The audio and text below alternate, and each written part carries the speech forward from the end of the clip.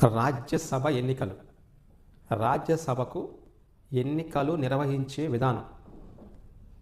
అది ఏ దేశ రాజ్యాంగం నుండి గ్రహించారు?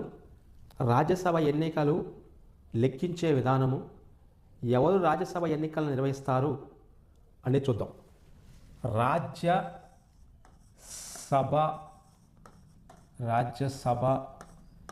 ఎన్నికలు. రాజ్యసభ ఎన్నికల విధానము, అవి ఖాళీ అయితే ఎలా వాటిని భర్తీ చేయాలి అనే విషయాన్ని గ్రహించింది దక్షిణ ఆఫ్రికా రాజ్యాంగం నుంచి. దక్షిణ ఆఫ్రికా రాజ్యాంగం నుంచి ఒకవేళ రాజ్యసభ సీట్లలో ఖాళీలు ఏర్పడితే వాటిని ఏ విధంగా భర్తీ చేయాలి అనే విషయాన్ని గ్రహించింది దక్షిణాఫ్రికా రాజ్యాంగం నుండి. దక్షిణాఫ్రికా రాజ్యాంగం నుండి గ్రహించినటువంటి ఈ ఎన్నికల విధానంలో అసలు రాజ్యసభ ఎన్నికలని నిర్వహించే సంస్థని ఎలక్షన్ కమిషన్ ఆఫ్ ఇండియా అంటారు. అంటే భారతీయ ఎన్నికల సంఘం. భారతీయ ఎన్నికల సంఘం వారు రాజ్యసభ ఎన్నికలని నిర్వహిస్తారు. రాజ్యసభ ఎన్నికల్ని నిర్వహించేది election commission of India. Election commission of India భారతదేశంలో ఈ యొక్క రాజ్యసభ ఎన్నికలని నిర్వహిస్తే ఈ నిర్వహించే విధానంలో ఒక కోటా ఉంటుంది. దానినే రాజ్యసభ ఎన్నికలు లేదా సీట్ల కోటా అంటారు. కోట ఇది రాష్ట్రపతి ఎన్నికలకి ఒక కోటా ఉంటుంది, మరియు ఉపరాష్ట్రపతి ఎన్నికలకి ఒక కోటా ఉంటుంది, మరియు రాజ్యసభ ఎన్నికలకు సంబంధించి కోటా ఉంటుంది. అది ఆ రాష్ట్రంలో అంటే రాష్ట్ర చెల్లుబాటు అంటే రాష్ట్రంలో వాల్యుబుల్ ఓట్స్, చెల్లుబాటు ఓట్లు అంటే ఆ రాష్ట్రంలో ఎన్ని చెల్లుబాటు అయ్యేటువంటి ఓట్లు ఉన్నాయో వాటిని మరియు చెల్లుబాటు ఓట్లతోని అంటే టోటల్ వ్యాలిడ్ ఓట్స్తో పాటుగా వేకెన్సీస్ అంటే ఖాళీలు +1 బ్రాకెట్ మళ్ళీ +1. ఇది కోట. రాజ్యసభ ఎన్నికలు లెక్కించే కోట ఇది. రాష్ట్రంలో వాల్యుబుల్ అయ్యేటువంటి ఓట్లు అంటే చెల్లుబాటు అయ్యే ఓట్లు బై వేకెన్సీస్ అంటే ఖాళీలు +1 బ్రాకెట్ +1. ఇది ప్రీవియస్ ఎగ్జామ్లో ఉపరాష్ట్రపతి, రాష్ట్రపతి మరియు రాజ్యసభ ఎన్నికలకు సంబంధించి ఎలా అడుగుతుడు అంటే దాని యొక్క కోటా ఏ విధంగా ఉంటుందని ఇది మనం గుర్తుంచుకోవాలి. దీంతో పాటుగా రాజ్యసభ ఎన్నికల యొక్క పద్ధతి ఉంటుంది. రాజ్యసభ ఎన్నికలని ఏ పద్ధతిలో నిర్వహిస్తారు? ఎలక్షన్ కమిషన్ ఆఫ్ ఇండియా ఈ రాజ్యసభ ఎన్నికలని నిర్వహించేటువంటి పద్ధతి కావాలి. దానినే నైష్పత్తిక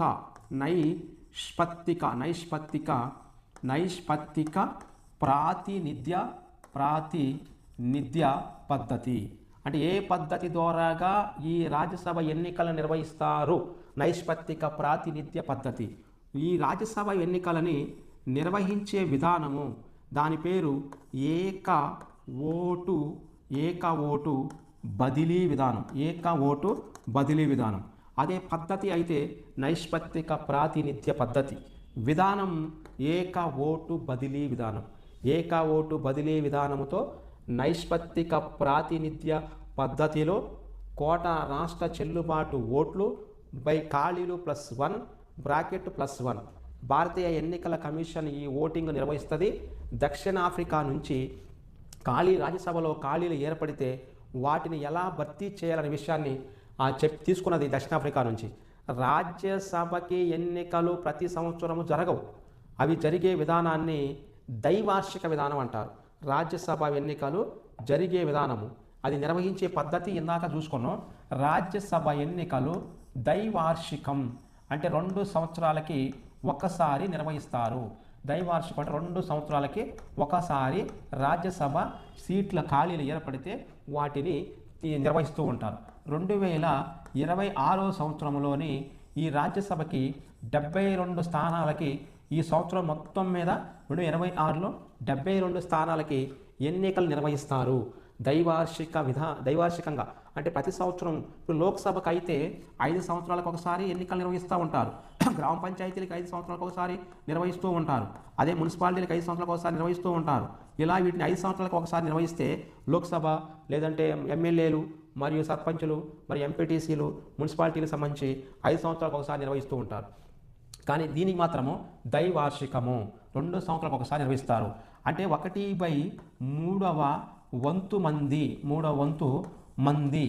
వంతు మంది 2 సంవత్సరాలకి ఒకసారి అంటే 2 సంవత్సరాలకు ఒకసారి 1/3 వంతు మంది దిగిపోతూ అంటే వాళ్ళ యొక్క పదవీ కాలాన్ని కోల్పోతూ ఉంటారు మరియు కొత్త వారు వస్తూ ఉంటారు.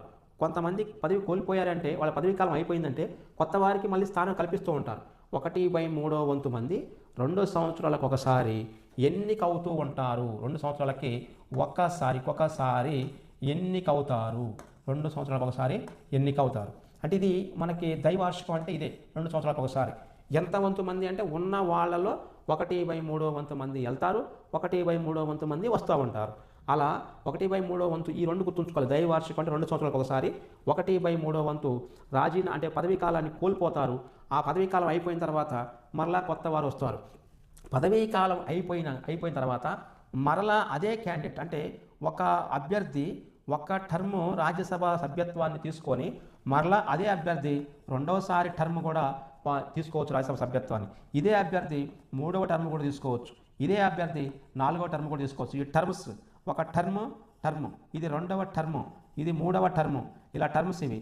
అంటే యాక్చువల్గా రాజ్యసభలోని పదవీ కాలాన్ని కోల్పోయిన అంటే పదవీ కాలం అయిపోయిన 1/3 వంతు మంది మరలా వాళ్ళ యొక్క పదవీ కాలాన్ని ఆ యొక్క రాష్ట్రాల యొక్క సూచన రాష్ట్రాల మండలి ప్రకారము వీళ్ళు ఆ టర్మ్స్ని పదవీ కాలాన్ని మరలా పొడిగించుకోవడానికి ఎన్నిక కావచ్చు. ఇట్లా ఎన్ని టర్ములైనా భారతదేశంలో ఎన్నిక కావచ్చు.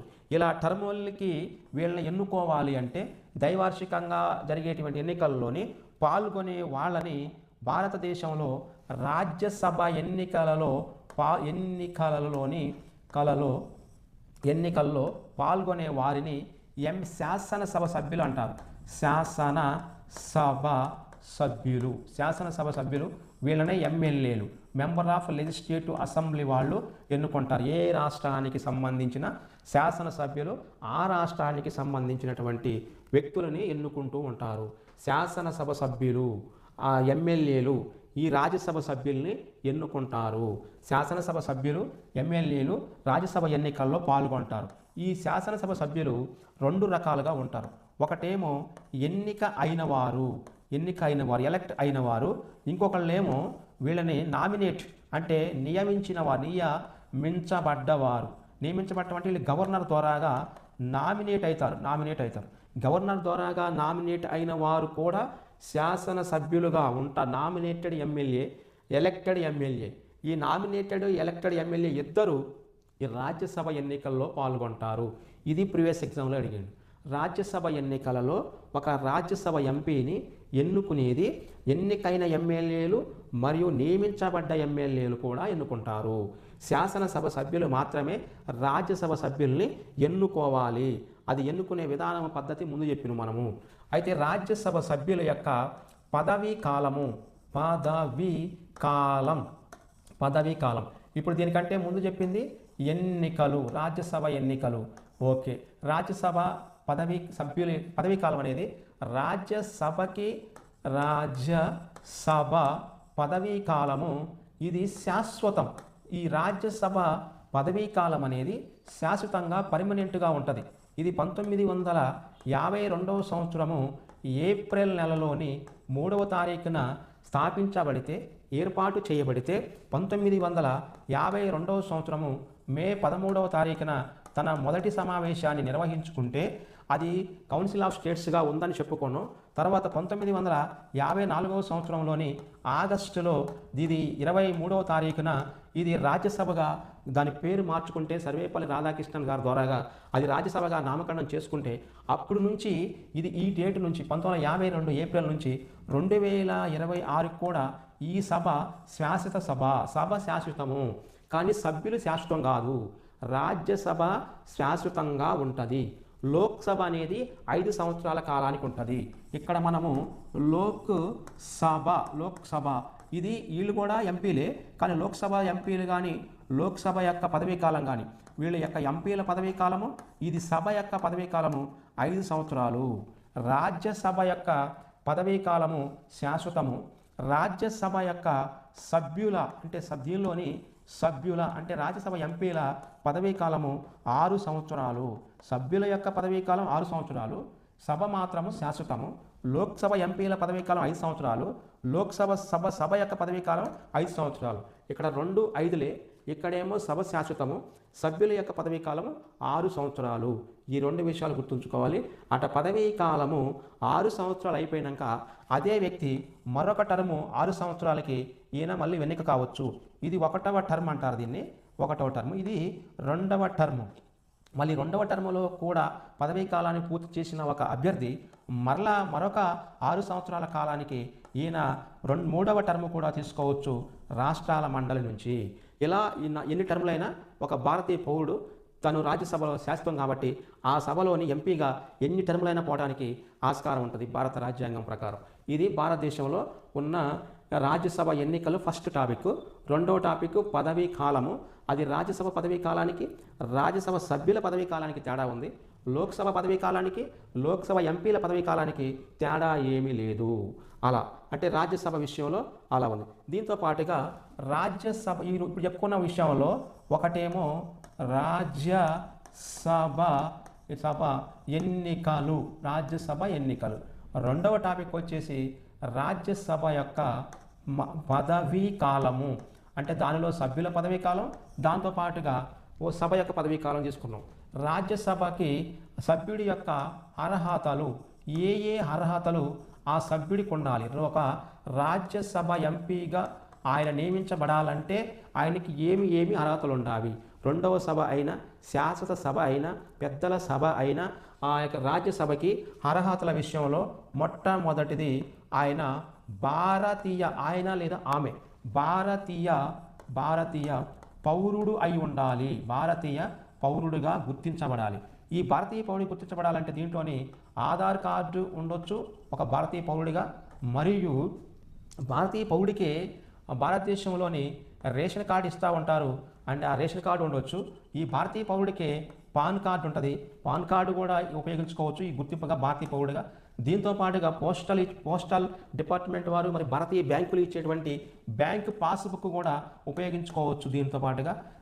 దీంతో పాటుగా బ్యాంకు పోస్టల్ బుక్స్తో పాటుగా పాన్ కార్డ్, రేషన్ కార్డుతో పాటుగా ఆధార్ కార్డుతో పాటుగా ఎలక్షన్ కమిషన్ రిలీజ్ చేసే ఓటర్ ఐడి కార్డును కూడా భారతీయ పౌరుడని చేయడానికి తీసుకోవచ్చు. అంటే భారతీయ పౌరుడిగా గుర్తించడం అంటే ఒక భారతీయ పౌరుడని తెలిపడానికి ఇలాంటి కార్డులు వాడుతూ ఉంటారు. ఇక నెక్స్ట్ రెండవ ఇంపార్టెంట్ అయిన అర్హత కనీసం 30 సంవత్సరాలు ఉండాలి. కనీసం 30 years ఉండాలి. అంటే 29 సంవత్సరాల వాళ్ళు రాజ్యసభ ఎంపీకి లేదు, 21 వాళ్ళు సర్పంచ్ పదవికి అర్హులే, కానీ 21 వాళ్ళు లోక్సభ ఎంపీకి అర్హులు కాదు, రాజ్యసభ ఎంపీకి అర్హులు కాదు. అదే 25 సంవత్సరాలు ఉన్న భారతదేశంలో స్త్రీ కానీ పురుషుడు కానీ లోక్సభ ఎంపీకి అర్హులు, కానీ రాజ్యసభ ఎంపీకి అర్హులు కాదు. అదే రాజ్యసభ ఎంపీకి అయితేనేమో రాజ్యసభ ఎంపీకి 30 సంవత్సరాలు వచ్చినటువంటి వ్యక్తి అర్హుడు. అదే ఇప్పుడు 30 years 30 సంవత్సరాలు ఉన్నటువంటి భారతీయ యువకుడు యువతి సర్పంచ్గా పోటీ చేయవచ్చు. వయసు రీత్యా సర్పంచ్కి అయితేనే 21 years సరిపోతాయి. అదే లోక్సభ ఎంపీగా పోటీ చేయాలంటే 25 సంవత్సరాలు సరిపోతాయి. అదే రాజ్యసభ ఎంపీగా పోటీ చేయాలంటే 30 సంవత్సరాలు నిండి ఉండాలి కనీస అర్హత. దీనికి గరిష్ట వయసు ఏమీ లేదు. గరిష్టంగా వాళ్ళు 100 years బతకొచ్చు, ఇవ్వచ్చు. అండ్ నెక్స్ట్ వాళ్ళ యొక్క 120 సంవత్సరాలు బతికితే వాళ్ళకి రాజ్యసభ ఇవ్వచ్చు. ఒక 200 సంవత్సరాలు బతికే వ్యక్తి భారతదేశంలో ఉంటే ఆయనకు కూడా ఇవ్వచ్చు. కనీసం ఉండాల్సింది 30 సంవత్సరాలు మాత్రమే, గరిష్ట వయసు లేదు. భారతదేశ పౌరుడైనటువంటి వ్యక్తి కనీసము 30 సంవత్సరాలు వచ్చి ఉంటే మాత్రము ఆయనని రాజ్యసభకి ఎంపిక చేయవచ్చు భారతదేశ రాజ్యాంగం ప్రకారము. ఇక తర్వాత మూడవది ఈ రాష్ట్రంలో కానీ దేశంలో కానీ జాతీయ స్థాయిలో దేశంలో లాభదాయక లాభదాయక పదవిని నిర్వహించకూడదు. లాభదాయక డబ్బులు వచ్చే పదవిని నిర్వహించకూడదు. రాష్ట్రంలో కానీ దేశంలో కానీ నిర్వహించకుండా ఉండాలి. ఉంటే మాత్రమే ఎలిజిబుల్. ఇవి ప్రధానంగా ఉంటాయి. ఈ కింది వానిలో రాజ్యసభ సభ్యుడిగా కావటానికి అర్హత కానిది ఏదంటాడో అప్పుడు వయసు రీత్యా 30 కంటే తక్కువ ఇస్తే అది తీసుకోవాలి. కనీసం 30 గరిష్టం అనేది లేదు దీనికి. భారతీయ పౌరుడు రాష్ట్రంలో దేశంలో లాభదాయక పదవులు నిర్వహించకూడదు. ఇక నెక్స్ట్ 4వది, భారతదేశంలో ఉన్నటువంటి ఈ వ్యక్తి దివాలా కోరు కాకూడదు. దివాళా కోరు కాకూడదు. దివాళా తీసి ఉండకూడదు. దివాళా కోరు కాకూడదు. అదేవిధంగా ఇక్కడ ఈ రాజ్యసభ అర్హత ఉండాలి అంటే మానసిక స్థితి సరిగా ఉండాలి. మానసిక స్థితి సరిగా ఉండాలి. మానసిక స్థితి సరిగా లేనటువంటి సరిగా ఉండాలి. అంటే మానసిక స్థితి సరిగా ఉండాలి అంటే వైద్యపరంగా ఫిట్గా ఉండాలి. దివాలా కోరు కాకూడదు అంటే భారతదేశానికి ట్యాక్స్ కట్టకుండా ఎగ్గొట్టి మన దివాళా తీసినటువంటి వ్యక్తిని మనం ఈ రాజ్యసభ ఎంపీగా తీసుకోం, పెద్ద సభ తీసుకోం. రాష్ట్రంలో దేశంలో లాభదాయక పదవిని నిర్వహించకూడదు. కనీసం 30 సంవత్సరాలు వయసు వచ్చి ఉండాలి. భారతీయ పౌరుడై ఉండాలి. దాంతోపాటుగా భారతదేశంలోని పార్లమెంటు సభ్యుడికి అదనంగా పార్లమెంటు సభ్యుడికి ఏ విధంగా అయితే అర్హతలు ఉంటాయో ఆ పార్లమెంటు సభ్యుడు యొక్క అర్హతలను కూడా వీళ్ళు కలిగి ఉండాలి. సభ్యుడి యొక్క అర్హతలు కలిగి ఉండాలి. ఇలా భారతదేశంలో రాజ్యసభ సభ్యుడు కావాలంటే ఇన్ని అర్హతలు ఉండాలి. ఈ అర్హతలు ఉంటే మాత్రమే రాజ్యసభకి ఎంపీగా పోటీ చేయవచ్చు. గతంలోని ఏ రాష్ట్ర పరిధిలో ఉన్నటువంటి వ్యక్తిని ఆ రాష్ట్రములో మాత్రమే రాజ్యసభకి నామినేట్ చేయటం కానీ ఎంపిక చేయటం కానీ చేసేవాళ్ళు. అయితే ఎన్నుకునేవాళ్ళు.